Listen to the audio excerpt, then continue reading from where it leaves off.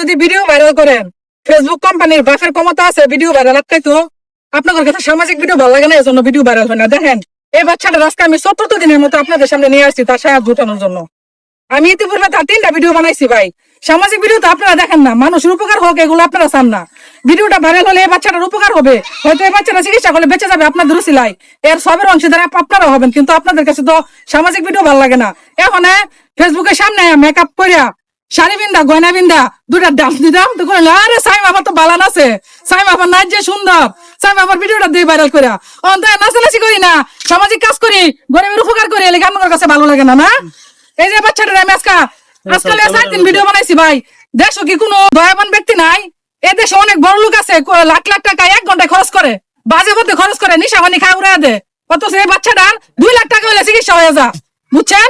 কিন্তু video viral হয় না। ভিডিও ভাইরাল হলে অনেকে সহযোগিতা করে, কিন্তু ভিডিও সামাজিক ভিডিও সামনে গেলে আপনারা টান মারেন। আজকে নাচানাচি গান বাজনা করতাম, ঠিক আমার কাছে ভালো লাগলো, মজা লাগলো, বুঝছেন? ভিডিও ভাইরাল করলেন হইলে গরিবের উপকার হোক, এটা আপনারা চান না। তো আমি আজকে আপনাদের কাছে আবারও আমি এই যে অনুরোধ জানাচ্ছি, এই বাচ্চাটাকে আমি ডাক্তারের কাছে পাঠাইছিলাম। ডাক্তার বলছে ইমার্জেন্সি অপারেশন করা লাগবে, নাইলে এই বাচ্চাটার টিউমার হয়েছে, টিউমারটা ব্রাস্ট হয়ে যাবে, যে কোনো মুহূর্তে টিউমারটা ব্রাস্ট হয়ে যাবে। এই গরিব মানুষটাই বাচ্চারা চিকিৎসা করতে পারতেছে না ভাই। এই বাচ্চারা যদি চিকিৎসা হয়, এই ফেসবুকের উসিলা যদি চিকিৎসা হয়, এর সবই অংশীদার কিন্তু আপনারাও হবেন, বুঝছেন?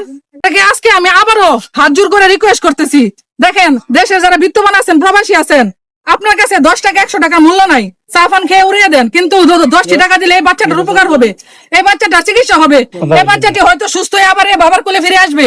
আপনাদের কাছে আমি আজকে আবারও অনুরোধ করতেছি, প্লিজ আপনারা একটু এই বাচ্চাটির পাশে দাঁড়ান, আপনারা যে যা পারেন আর্থিক সহযোগিতা করেন।